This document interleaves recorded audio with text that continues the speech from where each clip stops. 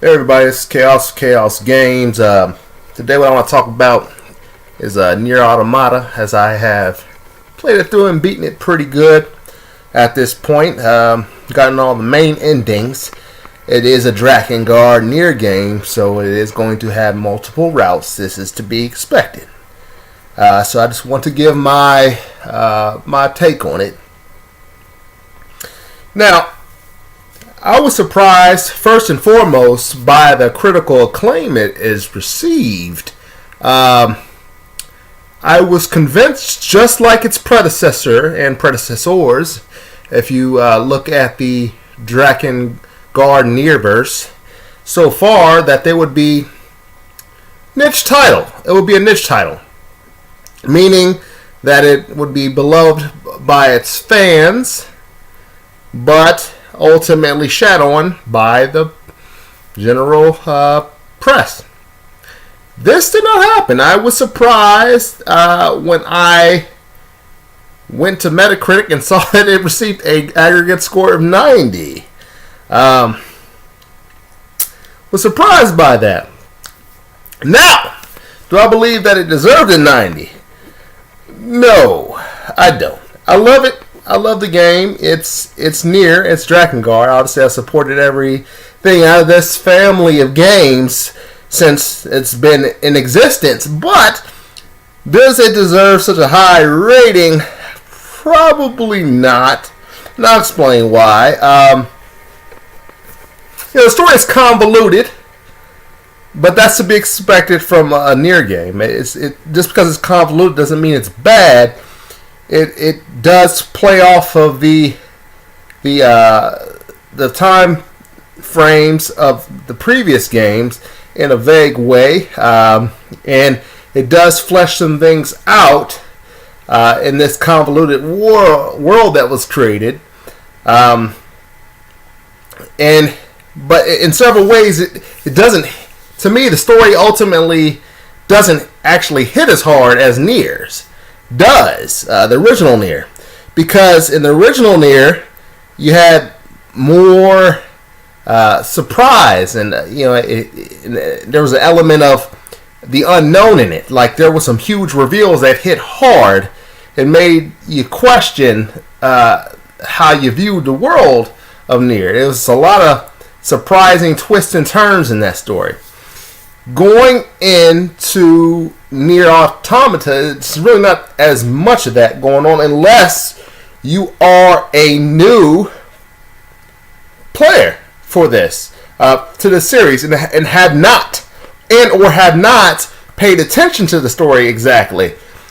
For me, I already knew the truth of the situation going into this game before I even picked it up. So when things were happening, I'm like, okay, this doesn't seem right.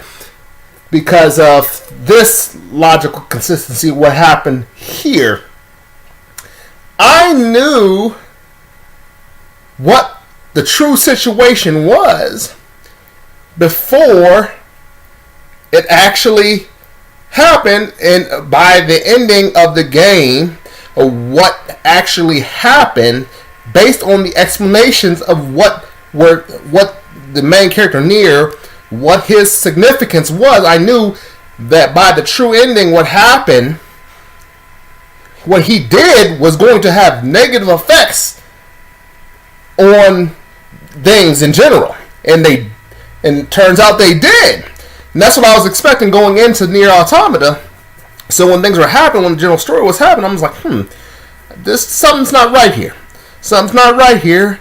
And sure enough, what I expected to be true was true. And obviously I'm not going to spoil too much about that, but so for me, this didn't hit as hard. The story didn't hit as hard. It was convoluted as ever. That's not the problem. It's just the fact that it wasn't as smooth, or it wasn't as impactful to me as the first Niers. The combat system, however, might as well just call this game Nier Ganeta Rising Revengeance, because there's elements of Bayonetta in this game. Of course, obviously, there's elements in Nier with the pod that strongly replicates the usage of Grimoire Weiss.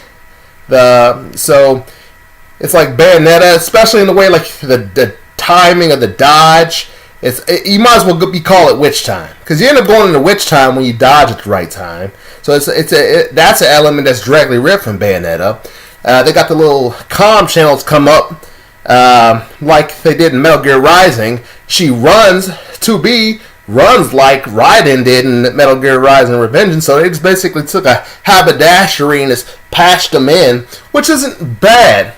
But I will say, the reason I don't feel like it deserved that high a rating as it got was, honestly, to me, if you're going to have a hack and slash RPG or what have you, the thing about Nier is it had a whole bunch of boss battles. I mean, the combat system wasn't nearly as good as the one that's presented here in Automata. I just don't feel like ultimately you had the opportunity to use that exhilarating combat system all that much. The bosses weren't all that difficult.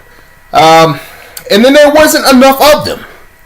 There wasn't enough creative and impactful boss fights in this game that are easily accessible. I mean, there's some secret bosses, about 2 of them. Just 2 of them. And then you have a few boss battles here and there, but they're not really that impactful. And then there are few and far in between. Usually it's just smash up random minions here and there. But I don't know, if you're going to have such an impressive combat system, why not create more situations in which to show them off? And that's my thing with this game. Really, it's like the combat system is amazing. The pod or the plug-in chip situation, you can fully customize your character. I had a Reagan basically character, a build where and a death killer. So every time I killed something, my health would shoot right back up. Or if I stayed out of direct conflict for 6 seconds or so, my health would start shooting back up. I designed I carefully crafted plug-in chips. I had my character with a chip that would, if an enemy hit me, there was like a 35% chance that half the full damage would be shot back onto them. So my character was a force by the time I got finished crafting my plugs in, which really helped a lot. Now, and plus, I had maxed out weaponry. So by that time, it was pretty impressive character build what I had going on, and that was a cool element. That was a really cool element. The characters themselves, there were some hard hitting moments, especially if you did play the first Nier. Some characters return. Some to really return, some indirectly return, and it's impactful. Some of the things that happen, especially with one of the characters that return, that hit like a truck. What happened in that situation?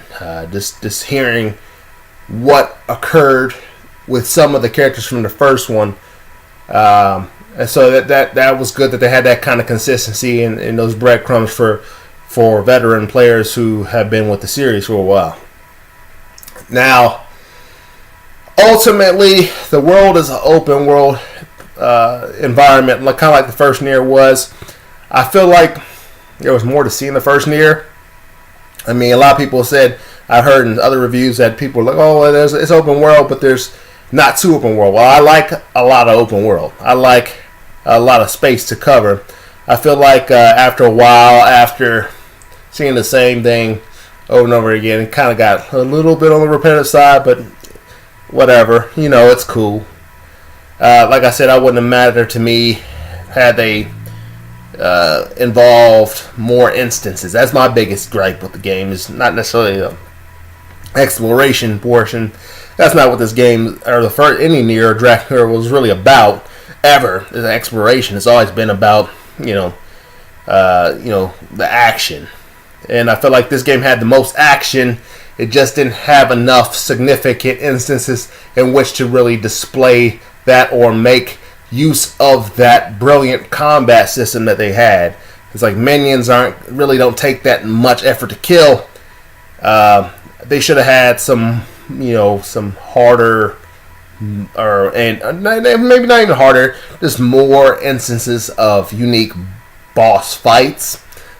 But it is what it is. What can you do?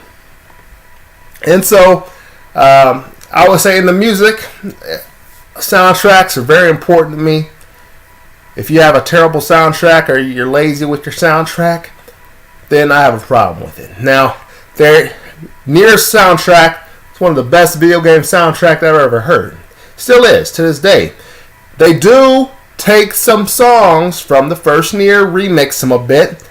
And that's fine in this occurrence because it's still unique enough to where it's endearing. It's not just a blatant rehash without good reason. And then there's the soundtrack itself is still the one that's unique to this game is vast and it's dynamic. You'll do a side quest, sometimes finish it, and then they'll put on a thematic theme specifically that you might hear for that situation, maybe once or twice in the whole game. So, to me, it's definitely worth picking up.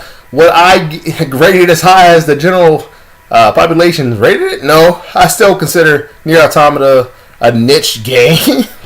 It's a strongly niche game, but it's cool that it got high critical acclaim. I just personally couldn't rate it as high as they did, but I'm glad that they found some kind of appreciation for something I appreciate. I know my opinion on it might be a little bit unpopular, but not to say that it's bad. It's about as good as I thought it would be. It's not amazing. To me, a 90 is amazing. It's good. It's a good game. Has the great soundtrack. Still one of the, again, this is almost on par with the first Nier soundtrack to me, and that's saying something because it didn't quite overtake it, but it's close. So definitely, if you're a fan of any of Drakengard Nier, you probably already picked this up. If you're not, if you like a good combat system, this is a great game. But like I said, they passed up on some opportunities to where you could really show it off. I wish they would have had like a grading system in it. I know it's an RPG, but there's no grading system. If you're going to make something that in depth, I would like a little bit more incentive to perform well. A grading system always pushed me to do that. Anyway, still a great game to me. Like I said, I still consider it a niche game. I don't know.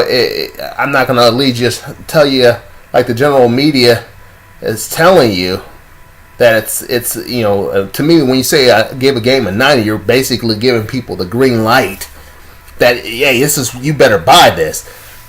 If you go into this game thinking it is an awesome game, it's for everyone, you're going to be pissed. It's not. It's a niche game. I'm telling you, for anybody who is just into, it's not for everyone. Not unlike what they're telling you in the media. It's not. It's a niche game. It's good forewarning. Anyway, this has been Kaous with Kaous Games. Till next time, game on.